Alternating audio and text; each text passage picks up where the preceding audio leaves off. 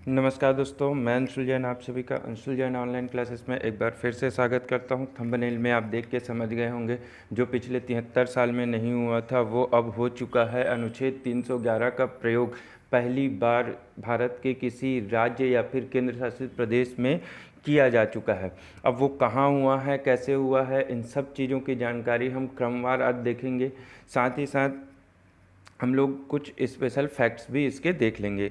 ठीक है, सबसे पहले अनुच्छेद 311 है क्या?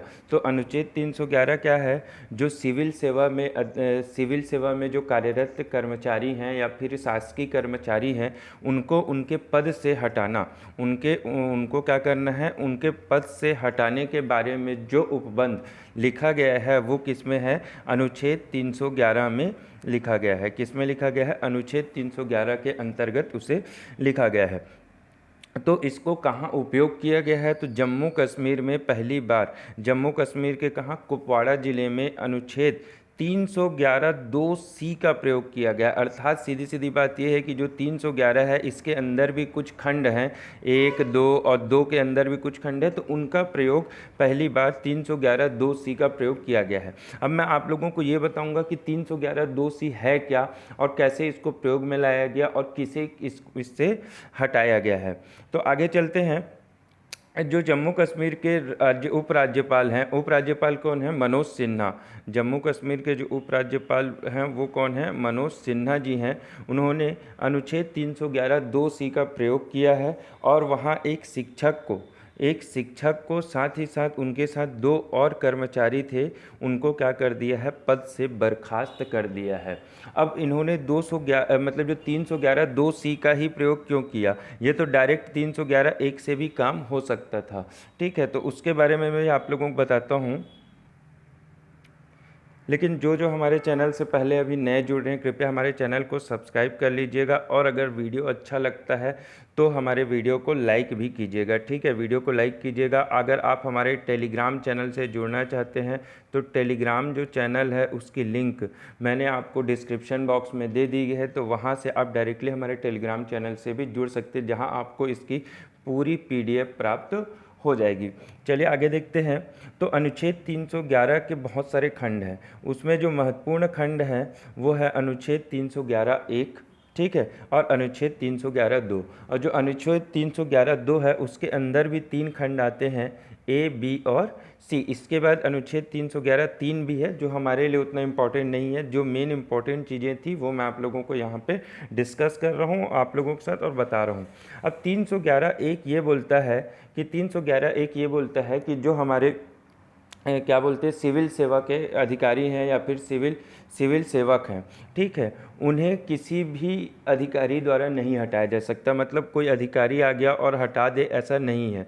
तो इन्हें किसके द्वारा हटाया जा सकता है? इन्हें राष्ट्रपति के द्वारा, इन्हें किसके द्वारा? या तो राष्ट्रपति के द्वारा या तो फिर राज्यपाल के द्वारा ही हटाया जा सकता है।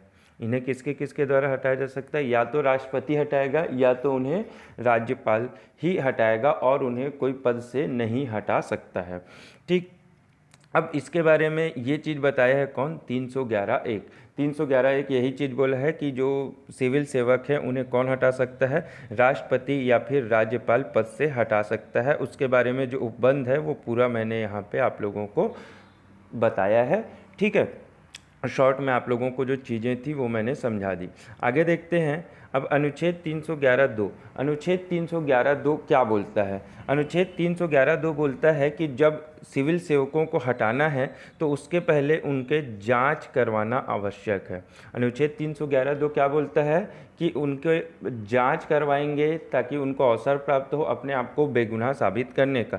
लेकिन इसके लिए भी कुछ उपबंध है कि वो ये बोलता है कि ये कुछ जगहों पर ये लागू नहीं होगा। मतलब बहुत से जगहों पर हम इनकी जांच नहीं करवाएंगे। अब जांच क्यों नहीं करवाएंगे? उसकी जो सबसे पहली चीज़ है वो ये है कि अगर वो किसी केस में है, ठीक है, उनके ऊपर या फिर मर्डर का केस है या कुछ है, तो अगर उनका दोष सिद्ध हो जाता है कोर्ट में, ठीक है, केस चल रहा है और दोष सिद्ध हो जाता है, तो उनको डायरेक्ट हम बर्खास्त कर देंगे। उसके लिए किसी भी प्रकार की जांच की आवश्यकता नहीं है। अर्थात अगर उनके ऊपर आरोप सिद्ध हो जाते हैं तो उन्हें डायरेक्ट बर्खास्त किया जाएगा या फिर पदच्युत किया जाएगा। उनके लिए कोई भी जांच आवश्यक नहीं है।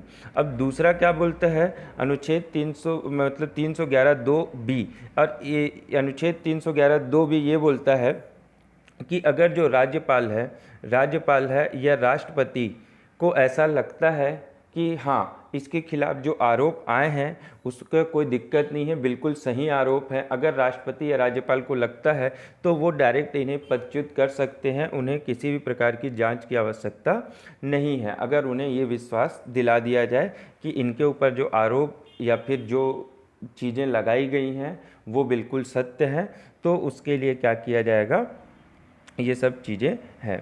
ठीक, अब उसका तीसरा ये बोलता है कि राष्ट्रपति या राज्यपाल को ये लगता है कि जो सामने वाला सिविल सेवक है वो राज्य या देश की सुरक्षा के लिए घातक है या फिर के लिए सही नहीं है, तो फिर वो क्या करेंगे, ऐसे में जांच नहीं करवाएंगे। ठीक है, ऐसे जांच नहीं करवाएंगे और डायरेक्ट ही उन्हें बर्खास्त कर देंगे। और इसी का प्रयोग वहाँ पे किया गया है। वो शिक्षक जो थे, जो कुपवाड़ा ज़िले के थे, उन्हें इसी बेस पे हटाया गया है कि वो राष्ट्र विरोधी गतिविधियों में शामिल थे। किस में शामिल थे, राष्ट्र विरोधी गतिविधियों में वो शामिल थे, जिसके कारण उन्हें उनके पद से हटाया गया है। इसलिए ये चीज़ें महत्वपूर्ण हो जाती है। ये 311 का जो पूरा खंड था वो मैंने आप लोगों को समझा दिया है। ठीक है, वीडियो अच्छा लगता है तो लाइक कीजिएगा और अपने दोस्तों के साथ शेयर ज़रूर कीजिएगा ताकि ज़्यादा से ज़्यादा लोग इसे देख सकें और यहाँ तक पहुँच सके। Thank you guys.